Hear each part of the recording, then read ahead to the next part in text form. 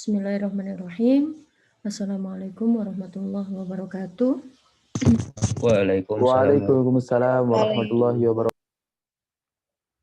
Alhamdulillahirrahmanirrahim. Mudah-mudahan semuanya sehat walafiat ya. Hari ini ada yang sakit nggak? Ada aja Bu yang sakit. Alhamdulillah. Ada yang sakit? Alhamdulillah Bu. Syukur alhamdulillah. Ini jangan sakit ya, apalagi mau libur panjang nih. Masya Allah. Libur panjang jadi nggak terasa ya kan? Alhamdulillah. Karena apa? Kita sudah libur sekian lama di rumah ya, kurang aktivitas keluar rumah berkurang. Oke, alhamdulillah akhirnya hari ini kita bisa bertemu secara virtual. Jadi seperti yang Ibu pernah sampaikan, memang biasanya kalau hari Rabu itu suka terjebak dengan agenda-agenda ya. Jadi sebenarnya kemarin juga Ibu mendapatkan undangan untuk menjadi pemateri di hari ini ada acara penguatan guru-guru sekolah gitu ya. Dari SD sampai SMA, SMK gitu. Ibu seharusnya menjadi pemateri tapi Ibu alihkan karena sudah terlalu sering meninggalkan kelas di hari Rabu gitu. Jadi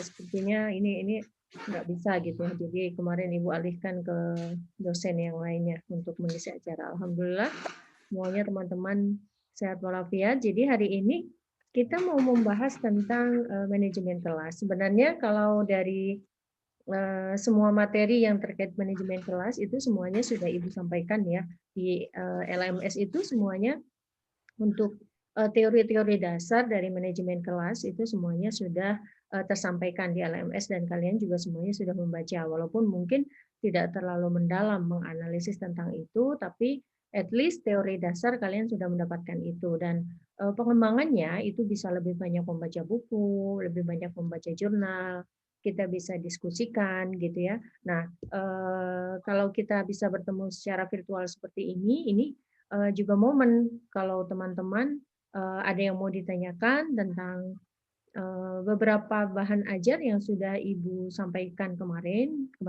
di LMS gitu ya, dari awal sampai akhir itu mungkin jika ada yang mau ditanyakan bisa kita diskusikan hari ini gitu ya.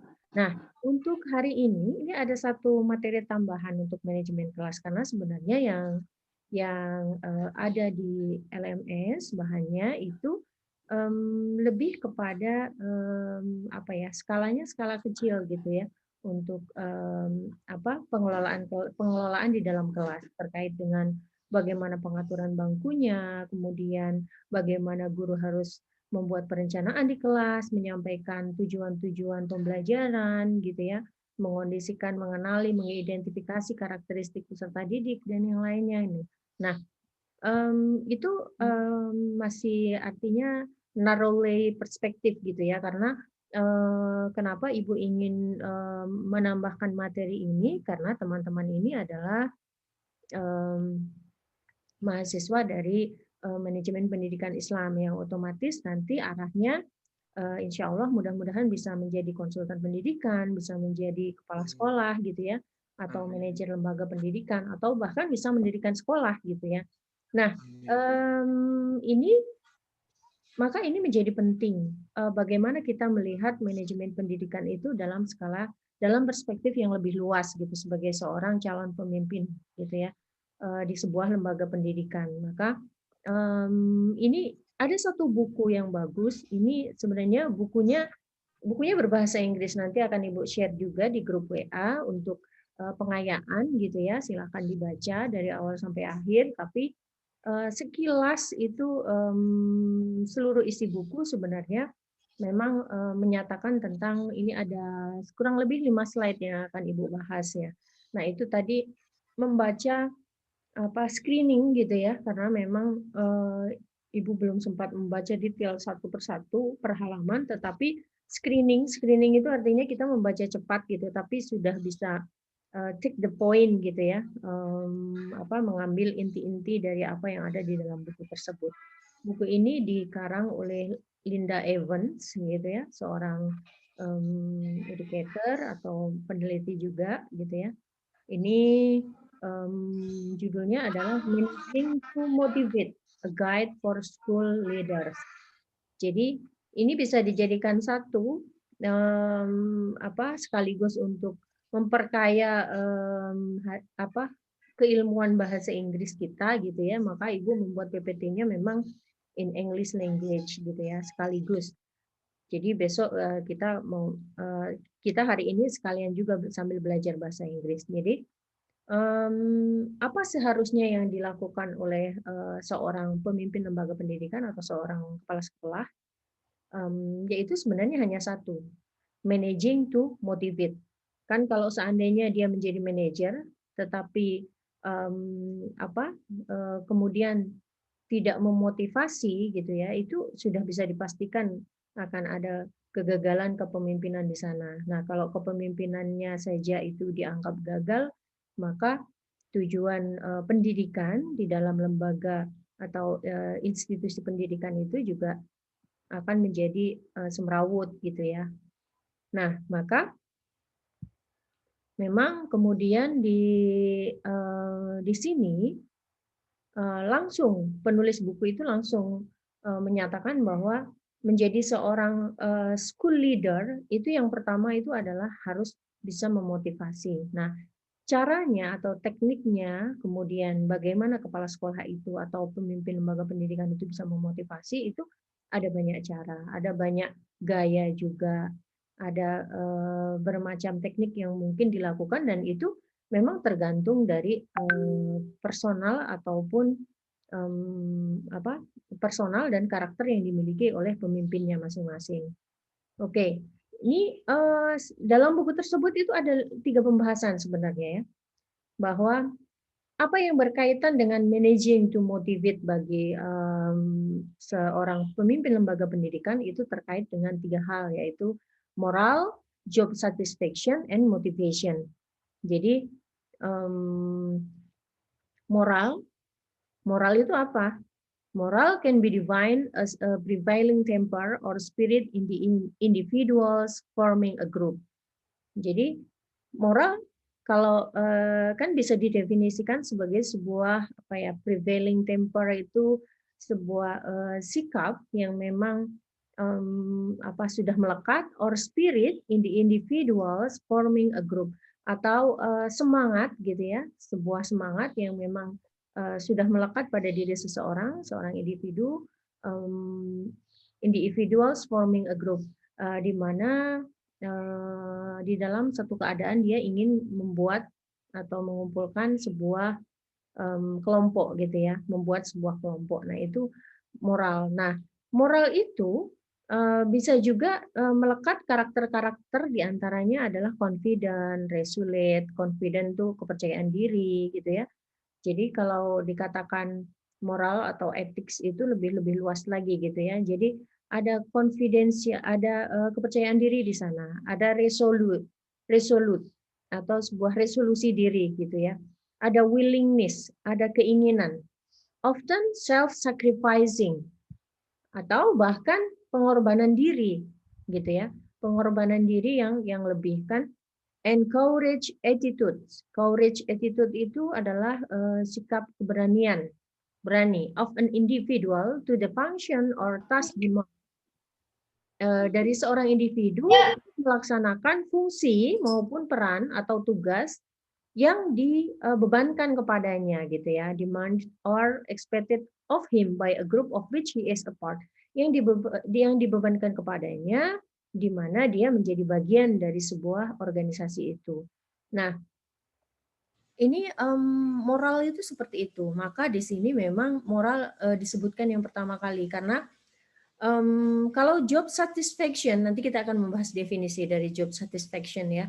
Kalau job satisfaction itu lebih kepada present oriented gitu, karena kalau lembaga sebuah institusi institusi pendidikan itu kan tentunya harus mempunyai target-target atau tujuan-tujuan yang kemudian memang harus dicapai gitu ya, ada ketercapaian. Apa capaian pembelajarannya apa, seperti apa. Akhirnya lulusan kita itu, lulusan institusi pendidikan itu diharapkan mau jadi seperti apa. Nah, itu namanya pencapaian-pencapaian yang kalau seandainya itu kemudian bisa dikerjakan secara bersama-sama, maka akan ada di sana namanya job satisfaction atau sebuah kepuasan kerja gitu ya. Nah, kalau moral itu tujuannya justru lebih luas lagi karena ini adalah future oriented gitu ya. Jadi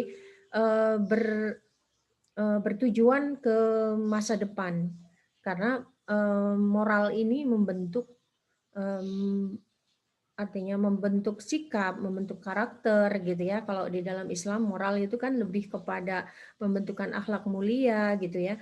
Kalau kita kembali ke Undang-Undang Dasar juga tujuan dari pendidikan nasional itu kan juga mencerdaskan bangsa. Mencerdaskan bangsa itu bukan hanya sekedar dalam ranah pengetahuan kognitif saja, tidak, tetapi di semua ranah dan tentunya yang lebih banyak kita tahu bahwa tujuan pendidikan nasional itu untuk membentuk peserta didik itu menjadi orang yang bertakwa, orang yang beriman, orang yang disiplin, orang yang bertanggung jawab, ya kan?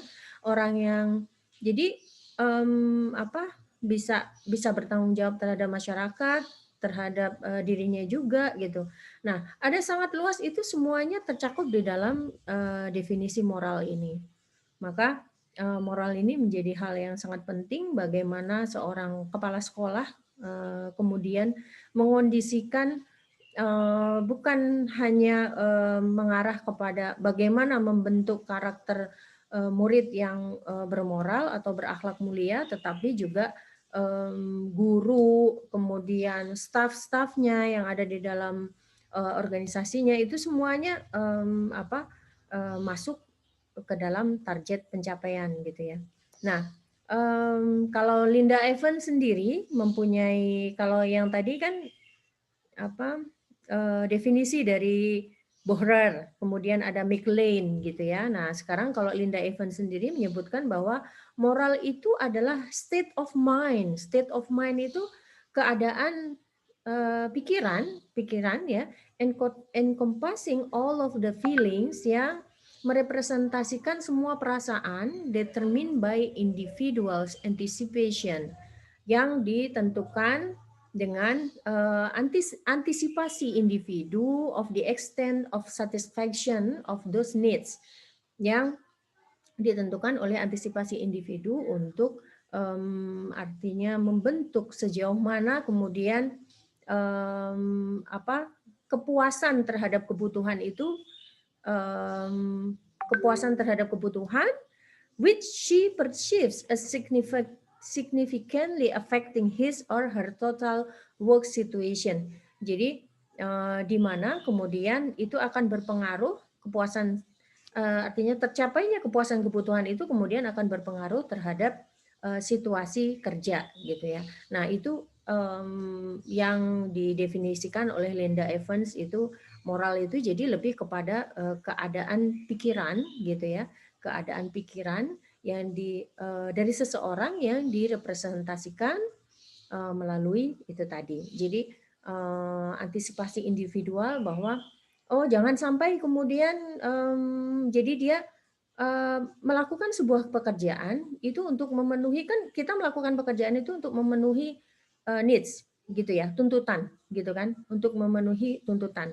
Orang bekerja misalnya dia ingin dia punya tuntutan dari keluarganya bahwa dia harus menafkahi keluarganya, maka dia bekerja.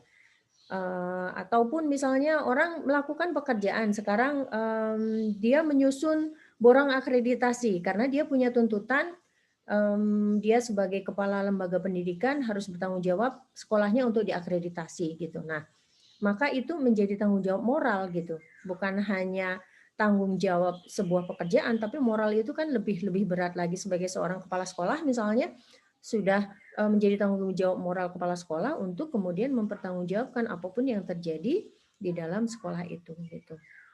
Nah, ini tentang moral. Kemudian next kita berbicara tentang job satisfaction.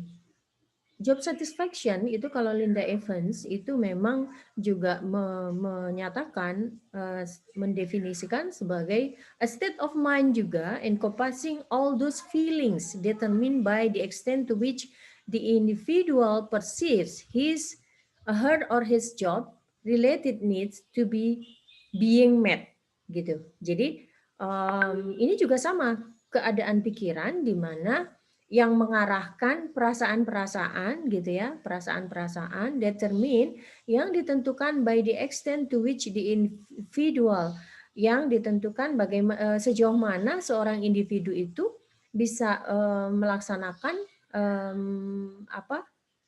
pekerjaannya, needs, related needs, pekerjaannya yang sesuai dengan kebutuhannya gitu, to be being met, untuk bisa dilaksanakan dengan baik gitu. And more narrowly, atau lebih spesifik lagi gitu, job fulfillment as a state of mind encompassing all those feelings determined by the extent of the sense of personal achievement. Jadi itu berkaitan dengan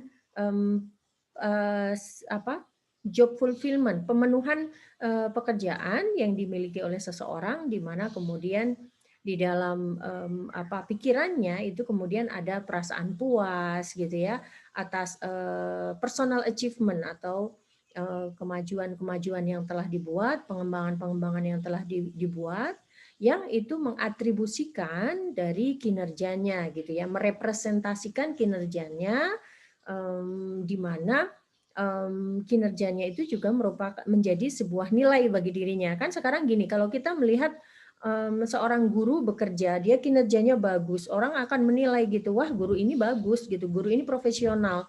Tapi kalau seandainya kita melihat kemudian kinerjanya kurang gitu ya, nah kita bisa melihat juga bahwa ini kurang profesional. Misalnya dia nggak pernah buat RPP masuk ke dalam kelas, atau dia tidak pernah berinovasi, tidak juga menciptakan sebuah kondisi kelas yang menyenangkan gitu ya, pembelajaran yang nyaman dan lain-lain, yang kondusif gitu. Nah itu adalah, nah hal-hal seperti ini itu bukan hanya dirasakan oleh peserta didik kan, tetapi juga ke diri kita sendiri gitu. Sekarang kalau seandainya kita menjadi guru, terus tapi kita masuk ke dalam kelas, kita belum siap, dalam kondisi belum siap, itu juga terasa bagi kita gitu ya. Tidak ada satisfaction di sana.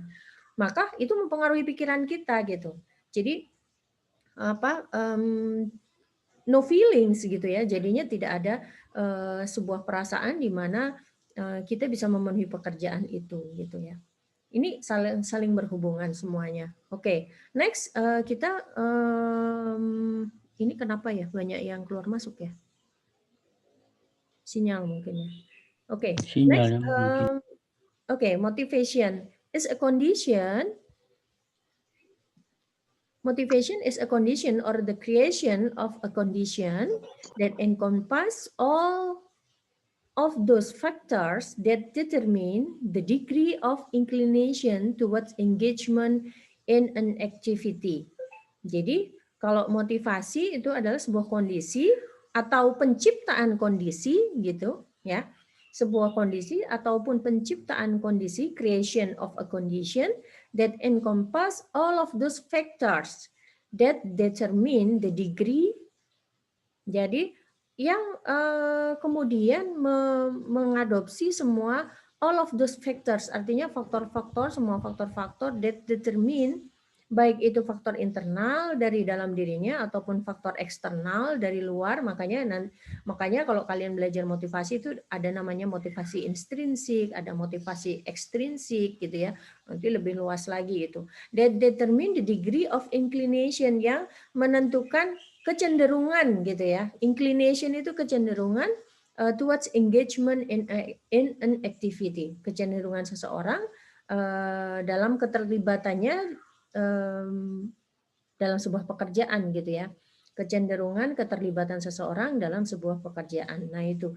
Jadi kalau dia punya motivasi yang tinggi gitu ya dari dalam dirinya, namanya internal motivation, itu dia akan bekerja lebih banyak gitu.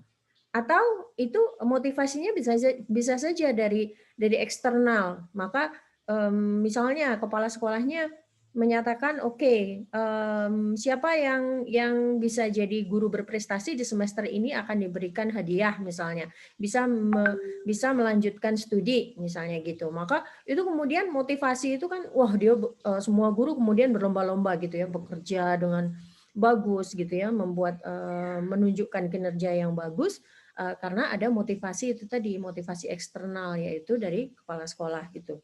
Nah, Ini yang kemudian dibahas, jadi ada tiga kata kunci untuk managing to motivate, itu adalah moral, job satisfaction, dan juga motivation. Nah, ini kemudian ada school organization climates, school organization climates ya.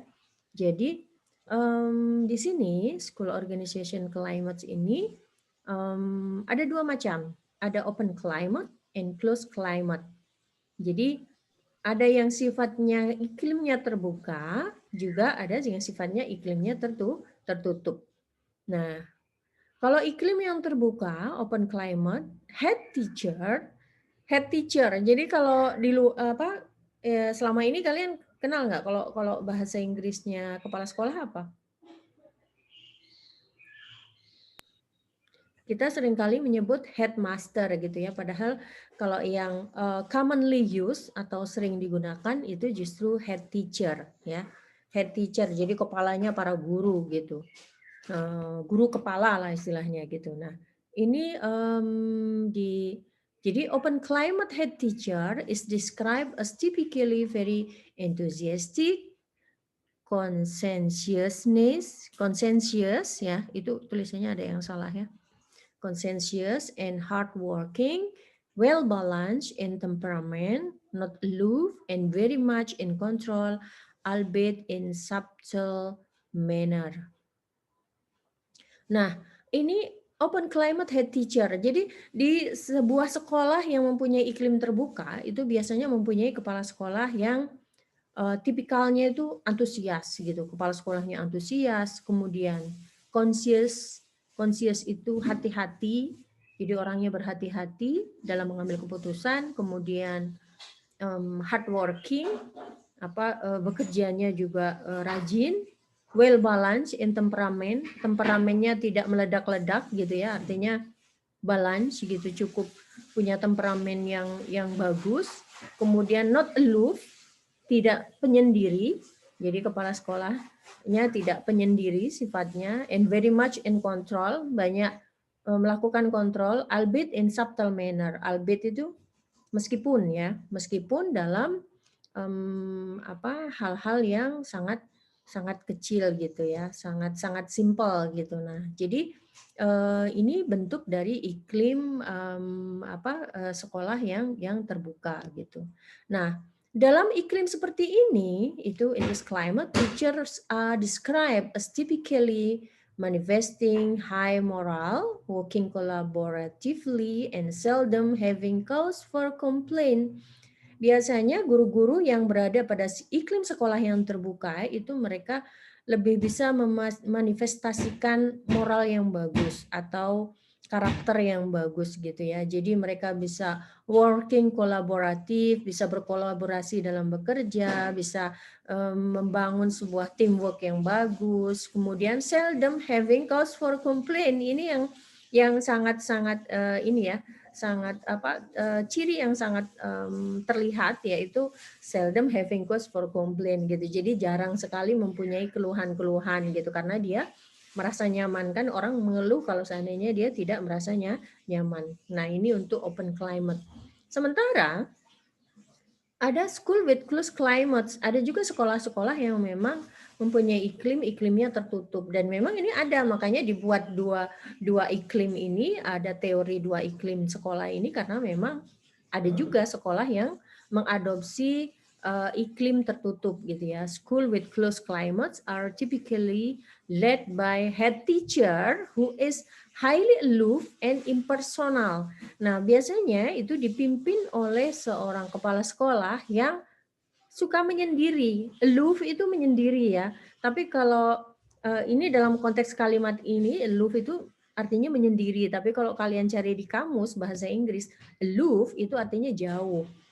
Aloof itu artinya jauh. Tapi kalau di dalam konteks kalimat ini, maka bahasa Inggris itu kan memang fleksibel gitu ya. Dia tergantung pada konteks mana dia berada gitu. Maka ini artinya who is highly aloof. Jadi sangat suka menyendiri and impersonal, dan sangat personal gitu ya. Who emphasize the need for hard work, but fail themselves to work hard. Jadi selalu menekankan, selalu mengkampanyekan hard working. Ayo kerja gitu ya. Ada kabinet kerja ya sekarang ya. Oh, udah lewat kabinet kerja. Sekarang kabinet apa yang terbaru ini? Indonesia apa? Ketinggalan berita ini karena kalian tahu nggak hari ini ada pelantikan kemarin ada penunjukan menteri baru ya. Luar biasa. Kenapa kok ini siapa di sini yang ditunjuk jadi menteri? Belum ada yang ditunjuk jadi menteri ya? Insya Allah next time ya.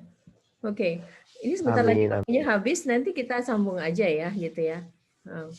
Oke, Miss. Oke, kalau misalnya tiba-tiba berhenti, nanti Ibu akan kasih link baru. Jadi kita santai aja. Oke, school with close climates are typically led by a head teacher who is highly aloof and impersonal, who emphasize the need for hard work. Jadi selalu menekankan tentang hard work gitu, hard working, bekerja giat gitu ya, tapi dia sendiri tidak bekerja gitu, but feel themselves to work hard. Dia sendiri tidak bekerja, kan kesel ya. Coba kalau kalian jadi guru gitu ya, misalnya gitu ada kepala sekolah bilang ayo kerja gitu, tapi kita ngelihat beliau tidak bekerja gitu kan ya, itu makanya nanti kalau kalian sebagai calon-calon kepala sekolah, calon pemimpin, nanti jangan seperti itu ya. Tunjukkan, karena kan sebenarnya pendidikan itu kan juga ada keteladanan. Orang itu bahkan tidak perlu menyatakan harus hayu kerja, tapi dengan kita bekerja, kemudian bawahan kita melihat bahwa kita bekerja, itu sudah menjadi sebuah ajakan, sebuah pendidikan yang justru lebih efektif gitu ya. Oh, Bapak aja kerja gitu. Bapak kepala sekolah aja kerja gitu, mau turun langsung, masa kita enggak gitu ya. Jadi ada perasaan sungkan, ada perasaan seperti itu yang kemudian justru memotivasi gitu ya para guru, para karyawan untuk mengikuti jejaknya. Nah, and who say one thing and do another. Nah, tipikal biasanya kepala sekolah yang di iklim tertutup itu biasanya dia say one thing, do another thing gitu ya. Jadi dia ngomong A tapi yang dikerjakan B, jadi tidak konsisten gitu ya. Nah, hal-hal seperti ini memang seringkali ada juga yang memang punya tipikal atau gaya kepemimpinan seperti itu. Teachers in this climate tend to not work well together.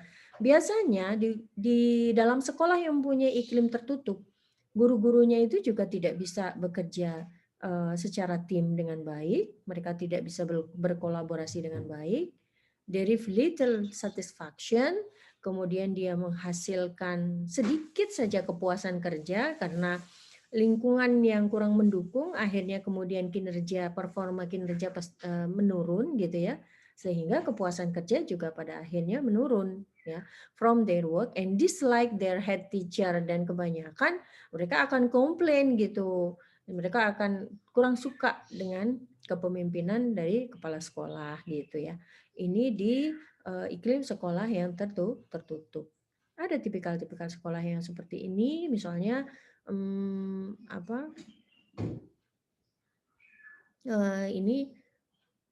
di open climate and closed climate, open climate and closed climate. Nah, contoh-contohnya kita nanti kan teman-teman akan bisa melihat gitu ya di sekolah, mungkin ketika mengobservasi atau teman-teman dulu pernah mengikuti melihat lembaga-lembaga pendidikan, nanti bisa membandingkan gitu ya.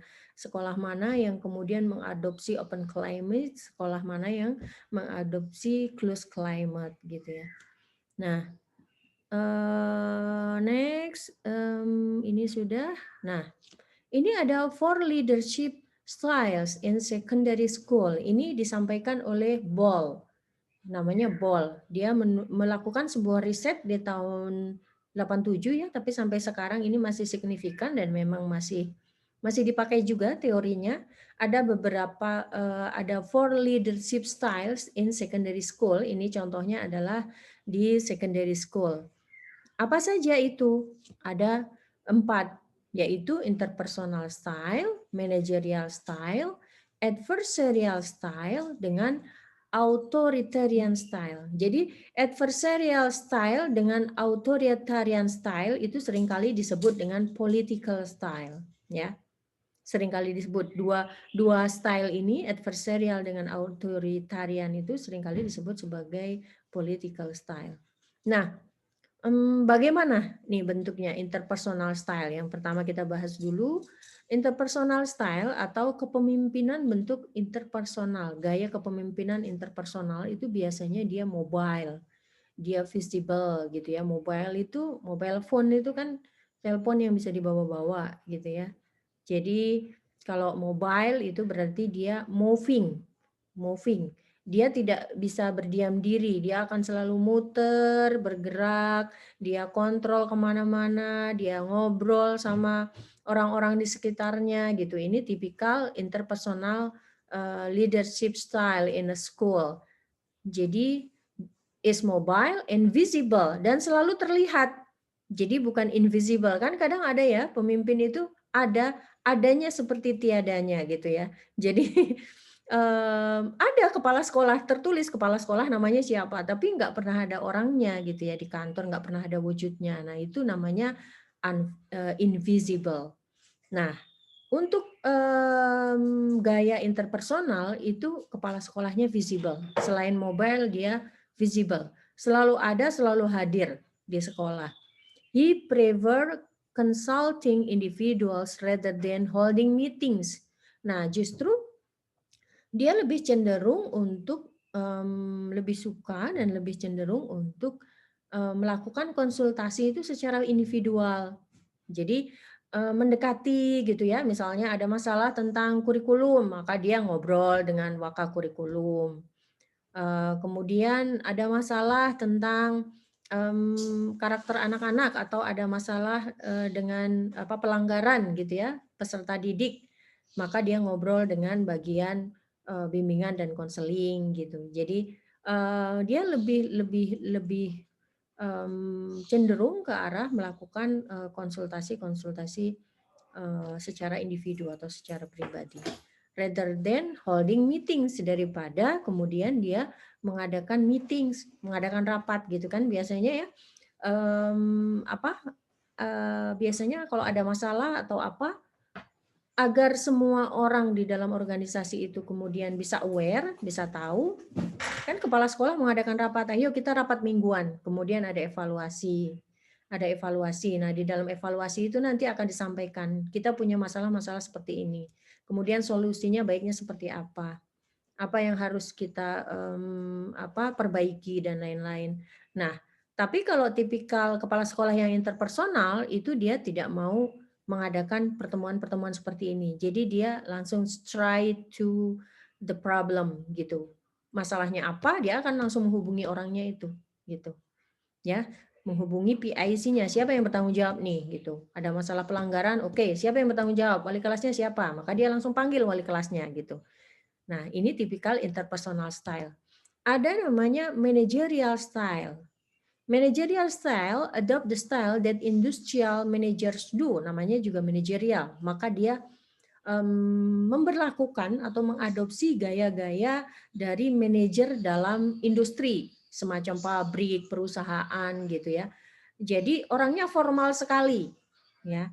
Formal sekali, dia berbicara tentang school structures, types of relationships, dia akan berbicara tentang struktur di sekolah, kemudian hubungan-hubungan antara satu dengan yang lain gitu ya, satu unit dengan unit yang lainnya, kemudian proses of organizational control, bagaimana setiap unit itu kemudian bisa melakukan kontrol, saling melakukan kontrol, having a senior management, dan biasanya mereka punya senior management. Jadi kan kalau di pabrik itu kan ada BOD, Board of Directors gitu ya, direktur operasional, direktur apalagi, direktur marketing gitu ya, direktur kemudian mungkin apalagi. Jadi ada BOD, di bawahnya lagi kemudian ada manajer-manajer gitu.